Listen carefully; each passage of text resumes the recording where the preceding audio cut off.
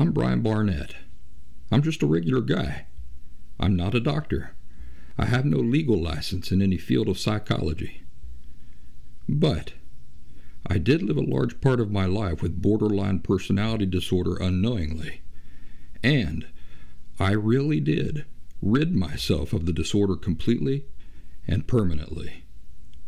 Through that, I've become an expert on issues involving emotional health. I accept no responsibility whatsoever for your feelings, thoughts, behaviors, decisions, and actions, including your decision to watch or listen to this show at all. But I do hope you might benefit yourself from the insights I share. Happy Thursday, everybody. Welcome back to The Last Symptom. I'm Brian Barnett, the creator and host of The Last Symptom, and I'm very pleased to be back with you and to have you back with me. Have you ever heard of the expression, the uncanny valley? The uncanny valley is a hypothesis, and what it does is it predicts the level of heebie-jeebies that you'll feel when you see something that is humanoid, let's say it that way. So typically it's used in robotics. As they're developing robotics, you see if they build a robot and it doesn't look at all human, you go, oh, that's pretty cool. That's a pretty cool looking robot. I like that. As they start creating the robot more and more human looking, though, there's a period where it gets to resemble a human, but it's not quite. In other words, it looks a lot like a human, but there's something off. And so your heebie-jeebie reflex kicks in, where you feel creeped out or kind of an eerie feeling. But the interesting thing is that as they continue making the robots more and more human-like, so that they're indistinguishable from people, well, then your feelings of heebie-jeebiness, of eeriness, or of creepiness subside, and then you begin to empathize with the robot that you can't distinguish from being human. But it's called the uncanny valley. It's how that kind of curve happens, where as you're getting close to human, like doll babies, for example. A lot of doll babies, they're in human form. Take Raggedy Ann and Andy. They're in human form, but they're so far removed from what an actual person looks like that you don't feel the heebie-jeebies. They look actually cute. But then you get something more closer to a human in appearance, like Chucky from the horror movies. I'm thinking of, did you ever see the movie I, Robot with Will Smith? Remember the robots in there? They had like the facial expressions, like really humanistic facial expressions and everything, but the rest of them was not human in appearance. That would be like when your heebie-jeebie reflex would start to kick in. And then there's a curve there where the closer it gets to human there for a while, you start to feel the heebie-jeebies. Then it becomes so human looking that your heebie-jeebies go away. So robot scientists who are working on robots and stuff like that, they take this into consideration, the uncanny valley. And it's interesting that you can have a robot stands on two legs, has two arms, has a face and everything. As long as it doesn't resemble a human being more than that, you're okay with it. You're like, okay, this is a robot. But then as it starts to approach human, but doesn't quite get it, the minor details are. I'll tell you another example of this is the early days of CGI. I was complaining not long ago about The Rock. He was in a movie called The Scorpion King or something like that, or The Mummy. At the end of the movie, he turns into like this giant scorpion. And this was in the early days of CGI. And they CGI'd Dwayne Johnson, The Rock, and made him into this scorpion creature. It was so bad, the CGI in that movie. But that's a good example of it. When the CGI doesn't do it right, you know, it might look just like him, but there's something off that you just can't put your finger on. There's so many minor details that are happening in a human face and with people's expressions and stuff that we instinctually know that's a real person I'm talking to. And when the CGI is off, or it's not done right, doesn't that kind of give you the heebie-jeebies? It's like, ugh, it looks like a I keep thinking of more examples. How about these holograms? Right? They've had the Tupac holograms. They've had the Michael Jackson holograms. When they bring dead people back to life and have them perform today as holograms, what do you read about in the news after that? How everybody's got the heebie-jeebies. Everybody's creeped out by it. Why is that? Because something's off. You can tell that the person is not quite a person. They're resembling a person, but it's not a person, and it sets off your heebie-jeebie reflex. So that's called the uncanny valley, and I was reading about that the other day, and I just thought that was so interesting that I'd share it with you. Before we get into today's show, let's do the announcements real quick, and then they'll be out of the way, and we don't have to worry about them no more. TheLastSymptom.com, that's my website full of free and paid resources. The free resources I provide with great pleasure. The paid resources I also provide with great pleasure. The difference with the paid resources is that they continue to fund what I do here and allow me to do this and continue doing it. So I appreciate you if you take advantage of some of those paid resources, such as contacting me one-on-one and having conversations with me and stuff like that to answer any questions I might be able to provide you some insight on. I do want to mention that this 2-week intensive pre-recorded course called the Last Symptom Fundamentals course is getting an upgrade. So I'm currently doing that. That's why I didn't have a show last week. And I've been working real hard on that. Every night, recording brand new video and audio for that. What happened was, when I originally recorded the Last Symptom Fundamentals course, I was doing the best I knew how to do, but I was doing it through Zoom, and this is before the pandemic, I think, or right during. And so there was some issues with the video quality and the sound quality at times. So I've just been going through chapter by chapter and re-recording brand new video and audio and really making it look brand spanking new. And hopefully this will be the last time I have to record it. But I wanted to let you know about that if you should choose to take that intensive course, which is just a tremendous program, I keep hoping that it would be a wonderful thing if the professional community, all those folks selling DBT, would discover it and start saying, whoa, this is the thing we need to be recommended to our patient community, or client communities, or patient communities, whatever you call them.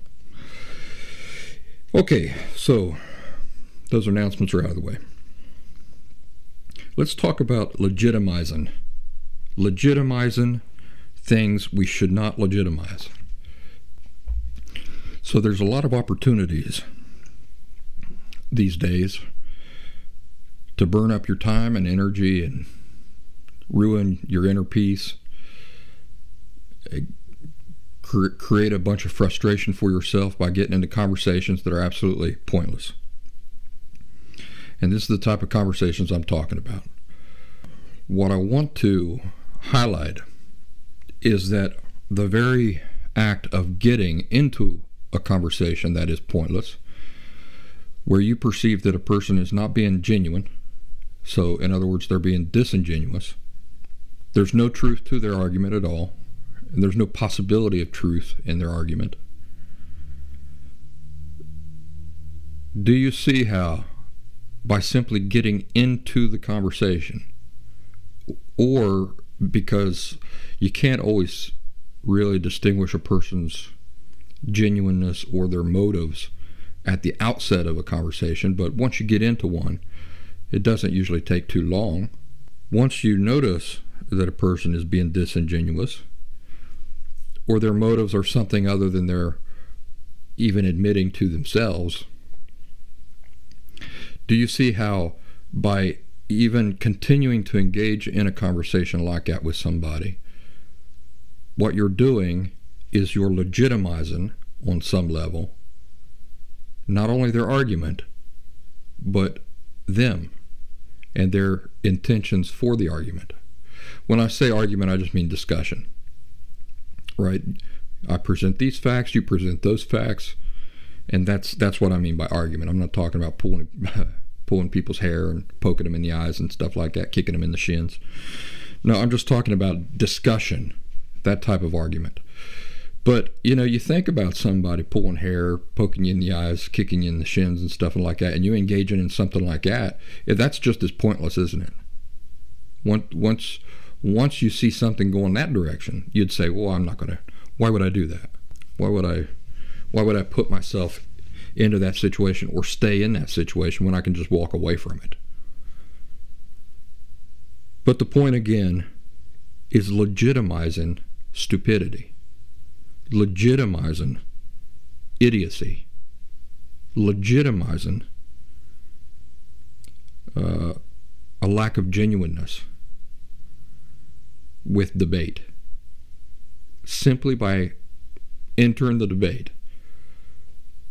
If you've already perceived that it is a disingenuous debate and the person is not being genuine, simply by doing that at the outset, you've legitimized part of their argument for them. Kind of goes back to motives, don't it? In the past, we've talked about how it's never necessarily the thing itself that can be considered healthy or unhealthy, but rather the motivating force behind it. So when I have discussions with people, I'm not just listening to what they have to say. I'm making an analysis about their reasons for saying it. What's really motivating them? What is really fueling the things they're saying or the ideas they're presenting and stuff like that? So again, simple act of debating somebody or continuing within in a debate grants another person's assertions some measure of legitimacy. It grants the assertions a measure of legitimacy, and then it grants their motives some measure of legitimacy. And so I take that away from people. I rob them of that. Do it all the time. And the way I do it is I simply don't engage in discussions with them about it, because a lot of them are so absurd. I say, for me to even get into a discussion about this is me saying, on some level, you've got an argument there. You've got a point that I need to argue against. Well, when something's so stupid and so false, it doesn't even deserve that, because it's devoid of any legitimacy. It's devoid of any value. For example, if you say to me, celery can cure cancer, if I'm willing to get into a deeper discussion with you on that topic, the mere fact that I'm willing to discuss it further, what does that indicate? It indicates that I'm not completely convinced you're not wrong about that. Right? That I, at the very least, see the possibility that what you're saying could be true. That's why I want to get into the discussion. I say, oh, now these studies have shown that that's not true, and you say, well, actually, there are some other studies that show this, and I go, oh, well, Yeah, but why wouldn't doctors be using celery? They're just injecting celery into people's veins and stuff. Well, I asked myself that question too, and the reason I found is this.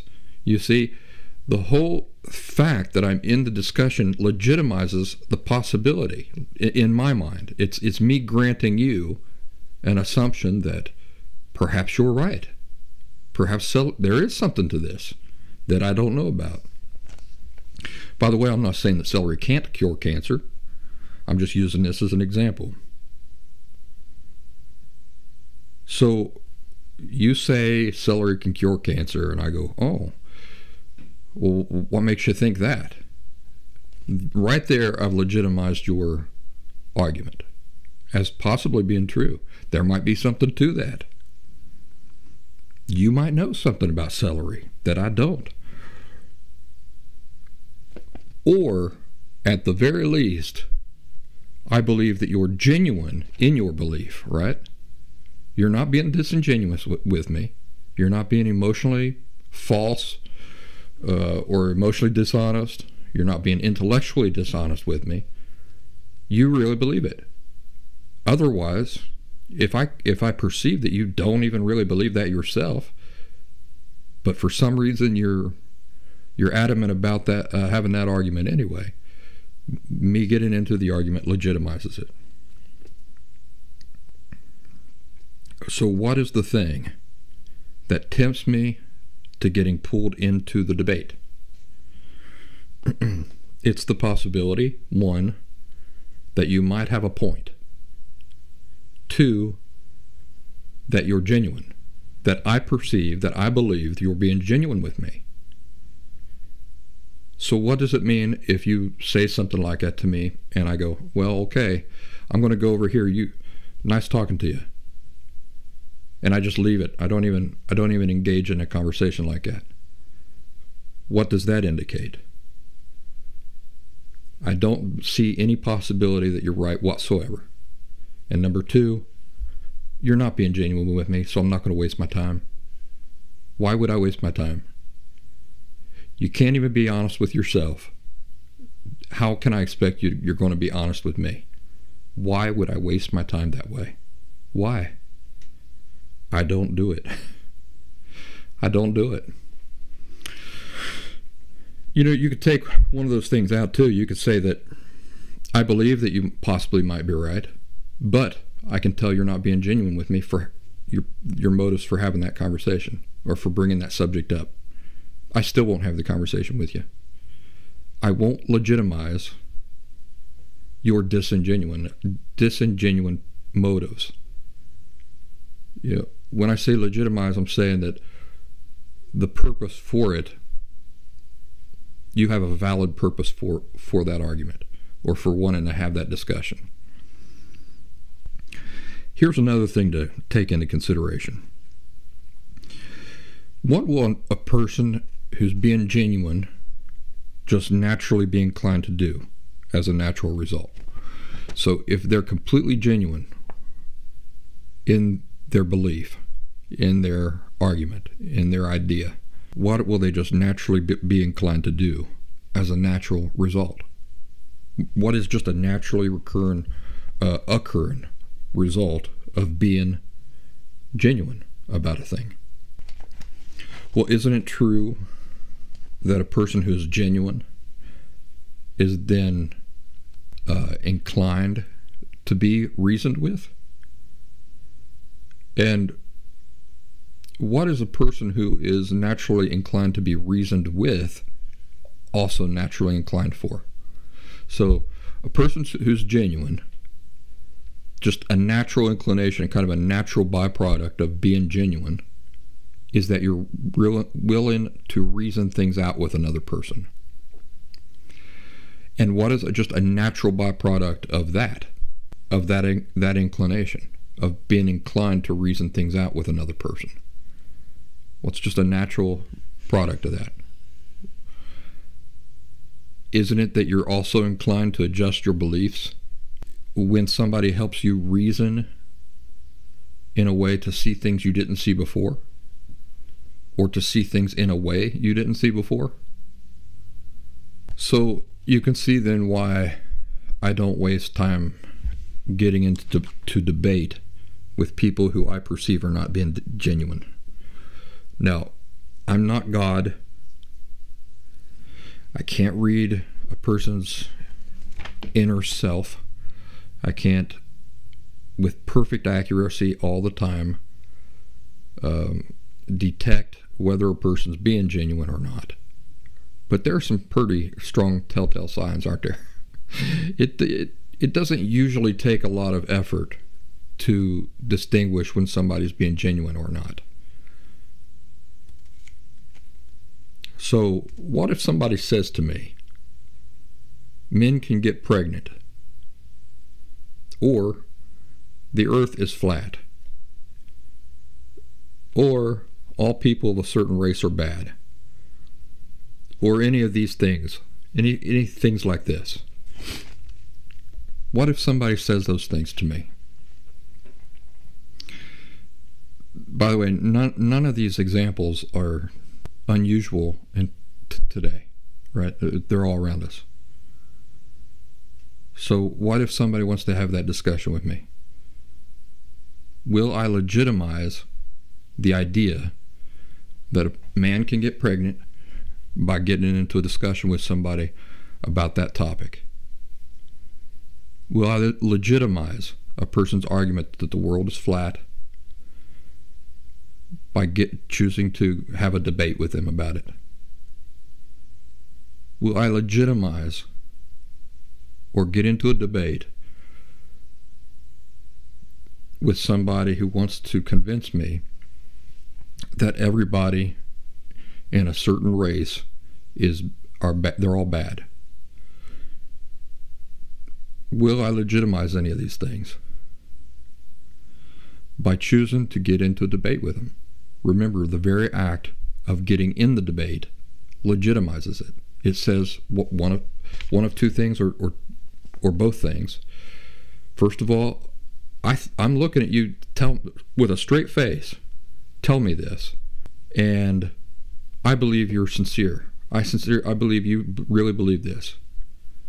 And number two, that this assertion you're making might have some merit to it.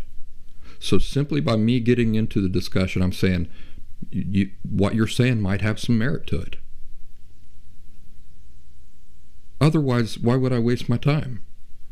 Why would I get into the discussion at all? What is to be gained from it? Nothing.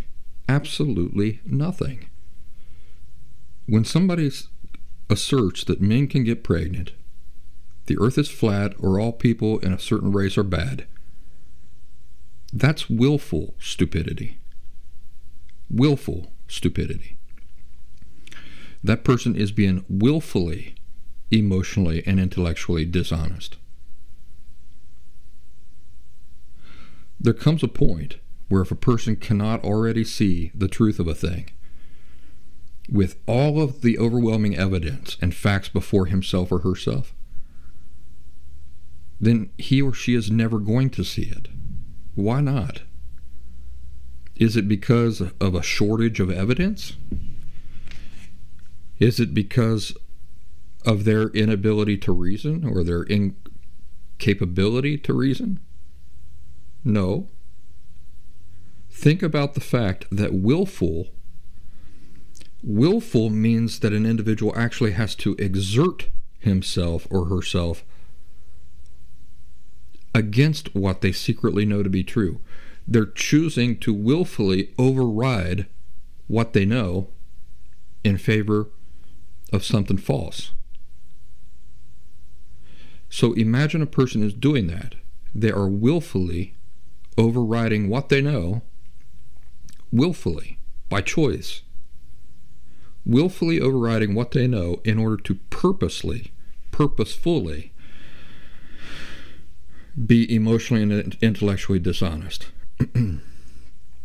So in a case like that, these people are actually exerting themselves to deny what everybody already knows is true or false. And why do they do this? Why would a person actually exert themselves? So it's not like well, it's like this. There's an apple lying there. It's right there. All I got to do is pick it up. That makes sense, right? In fact, it's almost like, well, why wouldn't you pick it up? It's right there. But what if you have to sneak through a field of angry bulls, fight them off, run away from them? There's a pack of wolves around a tree. You got to get through that, climb up the tree, up to the very top branch to get the apple. A person who goes through all that really wants that apple, don't they? This is not like the apple's just sitting there on the table and you just pick it up. A person who's willing to exert themselves to that extent for that apple, they want that apple. You're not going to talk them out of it. That's what I'm talking about when I'm talking about willful stupidity, willful ignorance, willful, purposeful emotional dishonesty and intellectual dishonesty. These people are exerting themselves for that. This is not like it's just so easy and they don't have to do anything. No, the easier thing would just be to see the truth. These people are willfully exerting themselves so that they don't have to see the truth or accept the truth. So willful means an individual actually has to exert himself or herself against what they secretly know to be true. They know that the earth is not flat, and they know that men can't have babies. They know on some level that all people of a single race are not all bad. They are willfully choosing to override what they know in favor of this fake truth. And so again, why do they do it? They do it because of their feelings. They do it because of their feelings. These are people who determine reality with their feelings. We talk about that so much here, don't we? Reality doesn't care about your feelings one way or another. Nothing is determined by no reality is determined by your feelings. Right? And that's the very foundation of emotional health.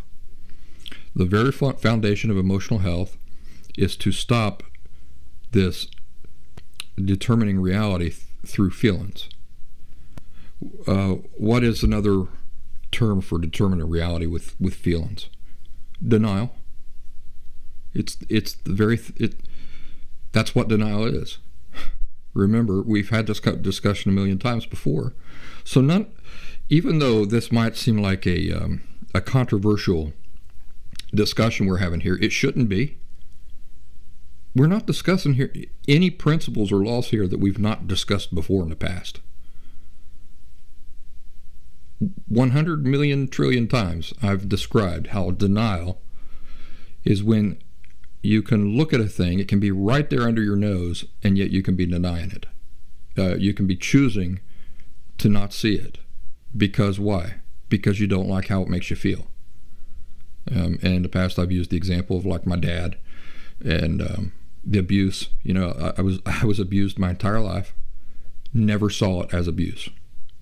Why? Because I didn't like how it felt to view my parents that way, as abusers. Because I love my parents. And so to view them as abusers was painful for me. So I denied that it was abuse. That's one way of talking about denial. It's right there, it's right under your nose, plain as day, you can't see it. Because you don't like how that reality makes you feel, or that truth. Then another interesting aspect of denial is that you can see something there that's not there at all. So you want a thing to be there, you want a reality to be, but it's not, so you see it anyway. Both are just denial. And so now we're talking about this subject. Why people exert themselves to deny what everybody already knows is true and false. Why do they do it? Because of their feelings. And how do you explain that? Because they determine reality with their feelings. So, can you reason with such a person? No. Because what is required for reasoning with somebody? Let's ask this. What tool in the human toolbox do you use for reason? To reason things out. What tool do you use for that? Analytical and critical thought. That's what you use for reason. So, the people we're describing who would try to engage you in a disingenuous discussion like that, are they open or receptive to reason? We've already established they are not. They are determining their realities with what? With their critical and analytical thinking? No, it's emotions, their feelings. And what are they mired in? Denial. You see, the very act of reasoning involves using analytical and critical thought to try to see the truth. But the sorts of people we're talking about aren't using their analytical and critical thinking to try to arrive at the truth. They're using their feelings to do that. And feelings weren't designed for that. Have never had that purpose in life, and were never meant to perform that function. So it's not possible to reason with a person who's being like that. I'm not saying they are that. I'm saying they're being that way, right?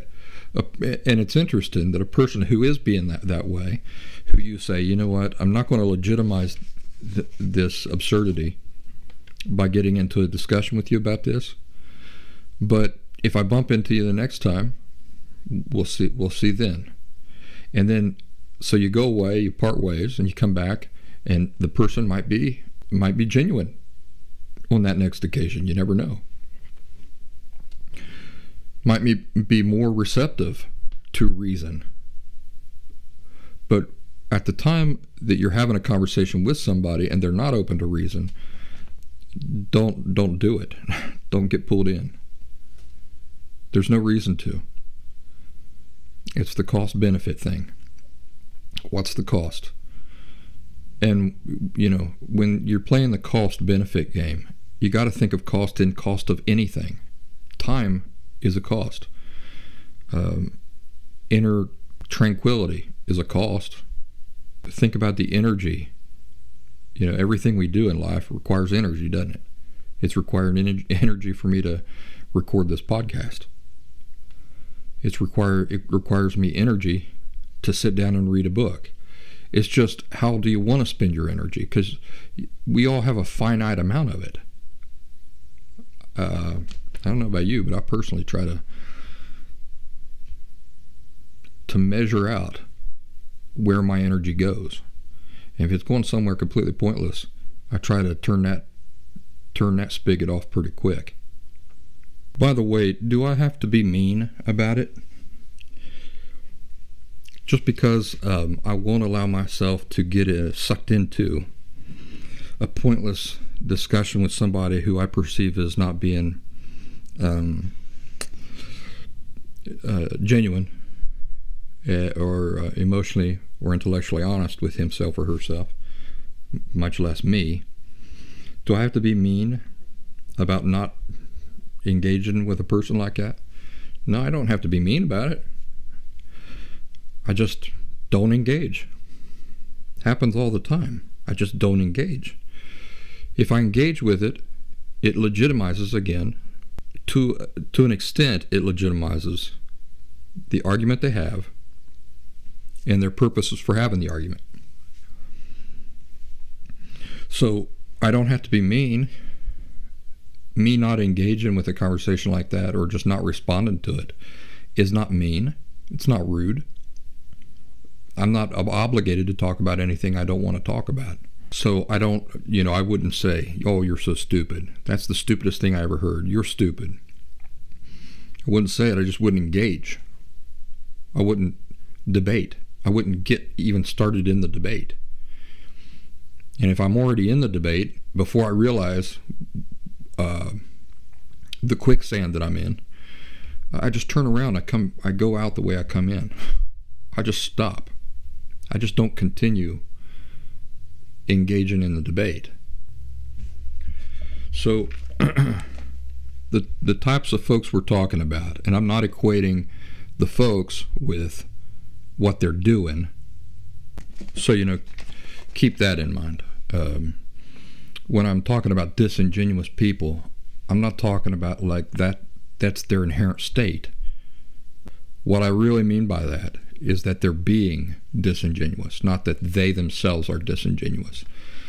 And a person who you pass on a conversation with like that, in the future you might come across them again, and they might be more, you might perceive that they're being more intellectually honest and emotionally honest and genuine with you. Then it might be worth revisiting a conversation like that. But as long as somebody's not being genuine with me, I'm not going to waste my time on a conversation with that person. So that applies to anybody who I perceive is forming their argument out of feelings. So they like the way a thing feels, so it must be true. They don't like the way another thing makes them feel, so it can't be true. I don't engage in a conversation with somebody who's being like that, because again, there's no point to it. People who are using their feelings to determine what they want the quote-unquote truth to be, then conjuring up fantastical imaginative narratives to explain it. And usually it involves really twisting words around, the meanings of words around, and things like that. Very disingenuous, very emotionally dishonest, very intellectually dishonest, changing the meaning of words, and things of that nature. Sleight of hand and abusing nuance. And at the same time, rejecting any reasoning that conflicts with what they want to be true. You see, this is not by accident. This is not like, oh, I just don't know what I'm talking about, or I don't know what I'm doing. No, this is willful. It's on purpose. People who are in this state of thinking, this emotional thinking, they are determined to deny the truth no matter what. Remember, it's purposeful, willful, disingenuous denial we're talking about here. So once it's clearly apparent that a person is purposefully, willfully, disingenuously embracing denial, what is the only thing, literally the only thing that can come out of debating with them? Well, it's nothing positive. Nothing positive for you. Nothing positive for them either, because it really hurts them in the long run. But it legitimizes their argument. That's the thing that comes out of you debating with them. It legitimizes their argument. Simply choosing to debate them at all legitimizes their argument to a degree. It says, I view your pretend belief as something worth my time and energy getting into a conversation about. I have a memory when I was probably 10 or 11. This show was on TV called Knight Rider. A lot of you might remember it. It was Michael Knight. What was his name? He was also in Baywatch. Hoffman? Or I can't remember the actor's name. Anyway, he drove this high-tech car. It was a Trans Am, I think, called Kit. And he could talk to Kit on his watch. I was playing with some cousins of mine I have a very clear memory of this. I have not only a clear memory of what I did and said and all that, but I have a perfectly clear memory of what I was thinking, what my intentions were during this experience. I had a digital watch, and we were playing up on top of the roof of this shed, and I was playing like I was Michael Knight, and that I could talk, that I had a car, a secret car that nobody knew about, that was Kit, and I could talk to my car on my watch. And at first my cousins were like, "Oh, you're out of your mind." And no, I can. Now, the more convincing I got, the less convinced they were that I was lying about the whole thing. Actually, at that time when we were playing that game, I was telling myself, if I believe it, if I can just convince myself of it, then they'll be convinced of it too. And I mean, I was really getting close to convincing myself that I had an actual car. This is the imagination of children, right? Somewhere hiding behind the trees, and that I could talk to that car on my watch. Now, I secretly knew I absolutely did not own a car. I could not talk to the car with my watch, but I was selling it as good as I could, trying to will myself into believing it was true, even though I knew it wasn't true, and trying to convince my cousins, who were a few years younger than me, maybe 4 years younger than me. I remember talking to my cousin Willie, saying, "Do you believe it? Because you got to believe it, that I really can talk to Kit on my watch." "Yeah, I believe it," I said, but I could see in his eyes that he didn't really believe me. So I kept pushing him. To believe me, for real believe me, that I can talk to my car Kit on my wristwatch. It was like I wasn't going to be happy until I had convinced this poor kid that I could convince this poor kid of something that I knew wasn't true at all. But I wanted it to be true. And some part of me said that if I can convince other people to believe that this is true, then it'll be closer to being true. Something to think about there, huh? You look around at the world of people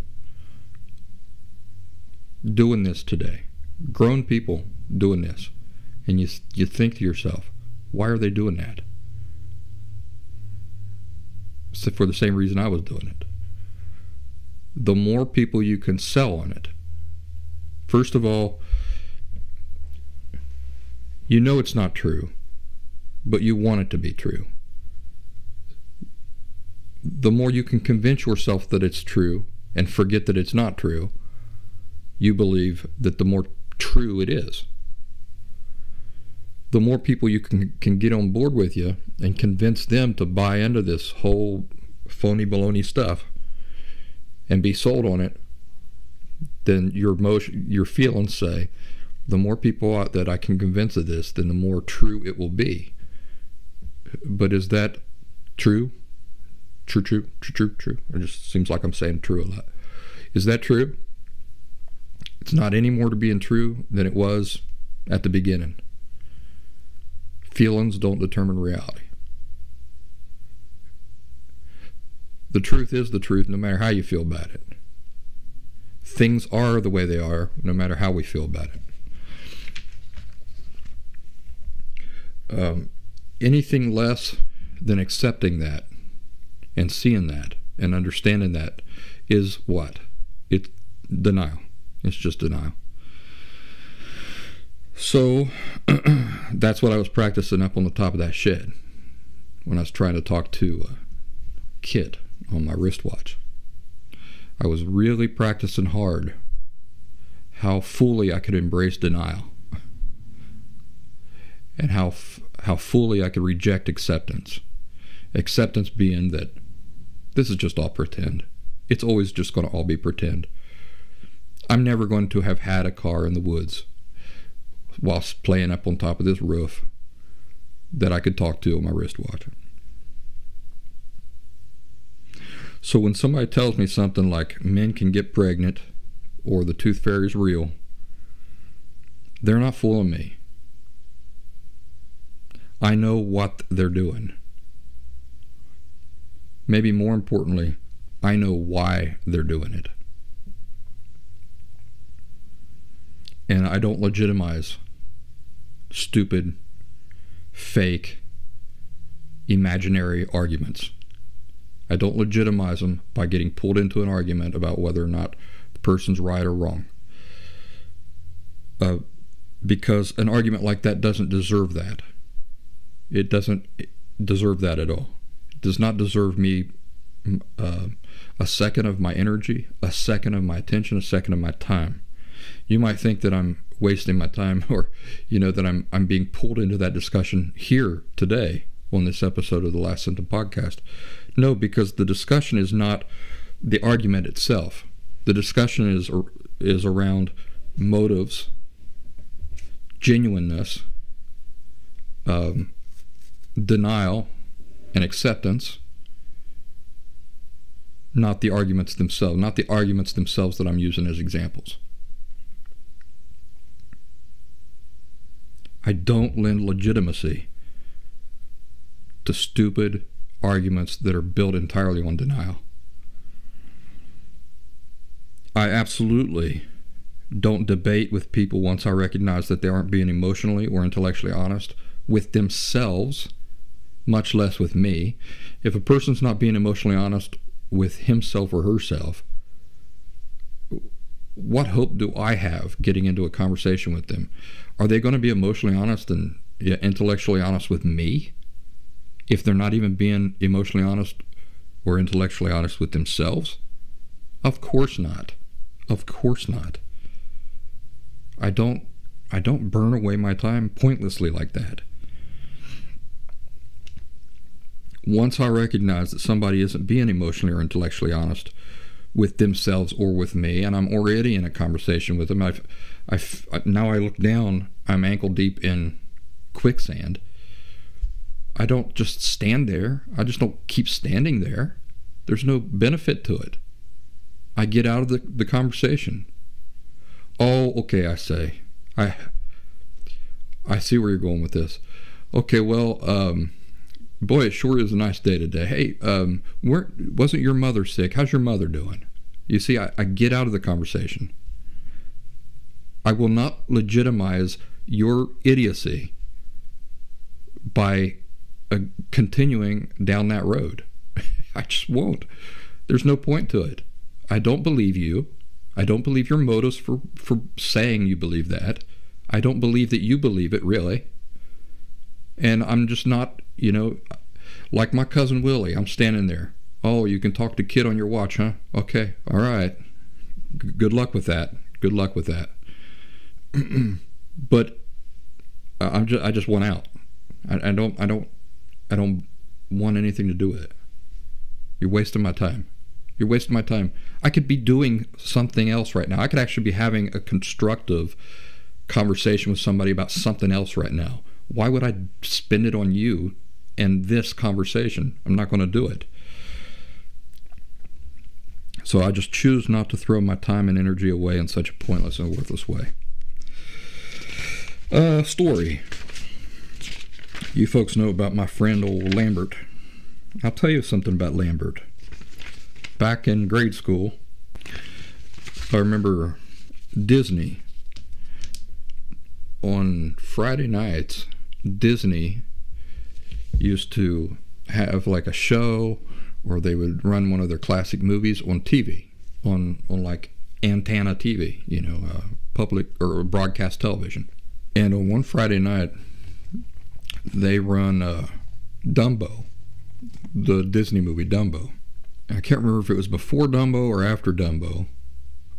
They ran a little animated short called Lambert. Lambert, the sheepish lion, Lambert. Do any of you remember that? Lambert, the sheepish lion, Lambert. So I saw that with my family, and I was thinking, oh, my buddy Lambert is going to find that hilarious. So on the school bus on Monday, I got on. I said, "Hey, Lambert."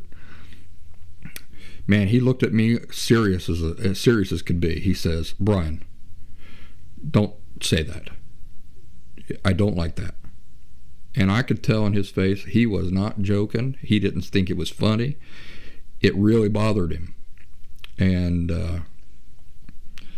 I said, okay. And, you know, I really cared for him as a friend. So I never said it again. Never asked him about it even. He was that serious about it. And I thought, well, that's really a sensitive thing for him. So the years went by. And I think it was just like a year ago. Remember, we went without staying in touch for like 20 years and just reconnected here in the last 5-6 years. So about a year ago, I remembered Dad. He was here visiting me. We were watching baseball. I said, hey, you mind if I ask you something? Yeah, sure, buddy, go ahead. You remember I got on the bus that Monday after they showed Dumbo on TV, and I said, hey, Lambert, and you were, it bothered you. You said, don't say that. I don't like that. And I never said it again, never asked you about it. I said, but what's the whole story behind that? He said, well, I don't know. He said, it really bothered me. He said, well, I saw that too on Friday night. He remembered it. He remembered that exact experience. Boy, he's got a memory. He can remember things I can't remember. Things I said, did, things we all said, did, that my memory has faded from my memory. But he said, I watched that also, the Dumbo, on that Friday night. And when they showed that Lambert the Sheepish Lion short, he said, I was just petrified. He said, I knew I was going to go to school, and that was all I was going to hear. Yeah. So, anyway, that's not the story I was going to tell you. The story I was going to tell you was that, if you'll remember, Lambert and there was another kid named Alan Marshman and me, we were best friends in school. So, in grade school, I come in one Monday, and Alan comes up to my desk. He says, hey, have you seen Brian Lambert? I said, no, I haven't seen him. He says, well, oh, here's another thing about that. Brian Lambert had been absent from school for like days the week before. So I hadn't seen him for days. Weekend come gone. Then we were back in school. Alan comes up to me on that Monday. He says, have you seen Lambert? I said, no, I haven't seen him. He says, well, you're not going to believe this, but I got bad news. And he looked at me so serious and just very serious. He says, he doesn't have a voice. I said, what do you mean he doesn't have a voice? Well, he had, like strep throat and everything, and it took his voice. And he can't talk. I said, he can't talk? Well, one of the best things I like about my buddy Lambert is hearing him talk and him laugh and stuff like that. It just brings me a lot of joy. He's such a comical, humorous guy. Always positive, too. I mean, if you can believe it, his stepdad, Steve, died shortly after I moved here in a T-top, was driving a T-top down the back roads and ended up flipping it. And I mean, it practically ripped his head off. They found him torn up on the road, torn up. Because the thing had flipped, it was a T-top, so it didn't have the top on it. And so his head just scraped alongside the road. It killed him. And when the emergency crews got there and everything, they called Lambert up. And he come down there to identify him, the car and everything. And he saw his stepdad there. But even him relating that story, even when he gets sad, he's positive and upbeat. Even with tragedy, he's able to handle it with just such finesse. I mean, it's things like that that would like crush and just demolish another person. I've talked to him about that too, because I know that not always what you see like on the outside of a person is what they're really experiencing. And if I poke and prod him, I can get down to some serious stuff, and he'll get serious and melancholy for a second, but I mean, it's just for a second. He really is. That's just part of his nature, is to be positive and upbeat, and even in the face of tragedy and stuff like that. I gave him a book as a gift here. I told you folks that I was reading this book called The Frontiersman by Eckert. Oh man, just a fantastic book, and surely a lot of the historical characters and figures in that book are ancestors of mine and his, because we've been around here for a long time, our people. So I bought him a hardback copy of that book, and I wrote an inscription on the inside just telling him just what he means to me and how dear of a friend he is. And I wanted to take it out to him, but he kept saying, no, I'll come over to your place. And he come over, had his son with him, and I gave him the gift. I had it all boxed up and everything. And when he got that out, he opened that up. He goes, oh, there's a description on here. And he started reading, and I saw his body just get so serious. Face got serious. He was totally absorbed in the note that I had written on the inner part of the book. And when he got done, he looked up at me. He had water in his eyes. He was it had teared him up. He said, brother, I feel the same way. And we gave each other a manly hug. You know what a manly hug is? For those of you watching here on Rumble or YouTube, it's where you hug, but not quite. You still maintain plenty of distance from the rest of your body, so it's just like the upper part of your body touches, and you do 2 pats on the back, don't, and then you let each other go, and you're done. That's the manly. That's the manly hug. So we gave each other a manly hug. Anyway, Alan come up to me, says Lambert's lost his voice. I said, well, for how long? They don't know, he says. They don't know? You mean he might never get his voice back? Alan said, that's from what I understand. Well, then Brian Lambert comes in. I go up to him. I'm like, hey, are you okay? Alan tells me you don't have a voice. And he motions for a pencil. So I bring him a pencil, and he takes a piece of paper and he writes me a note. Yeah, I can't talk. My voice is gone. I said, well, how long is it going to be gone? And then he writes, the doctors don't know. They say it might never come back. I teared up. I literally teared up. It made me so sad to think that my buddy, who I just love hearing talk and tell stories and stuff so much, had lost his voice. This was in 4th grade, I think. And I went up that whole day, and I was just like, I don't know how to describe it. I was really sad. I was going into a depression over the fact that my friend might never have his voice again. And then it come to lunchtime, and I had been this way the whole day long. And Lambert comes up to me and with a perfect voice says, hey, what did you bring for lunch? And what's going on here? I thought you didn't have your voice. It turned out to be a big practical joke. Alan and Lambert had gotten together that morning and had worked out the details of their practical joke that they were going to tell me that he had lost his voice. And man, they sold it good. They sold it really good. But I was so relieved. I said, you idiot, I can't believe you. Do you know, you had me crying. I couldn't believe it. I was really upset over that whole thing. Oh, they laughed and laughed and laughed. And of course I laughed too. And so that's a story we tell from time to time. Ladies and gentlemen, thanks for joining me this week. I hope you have a wonderful weekend. And remember to do something nice for yourselves. It doesn't have to be anything elaborate. It could be something very simple. Time with my guitar. Oh, Juanita. will be enough to make me feel like I'm doing something nice for myself. That's what I might do this weekend.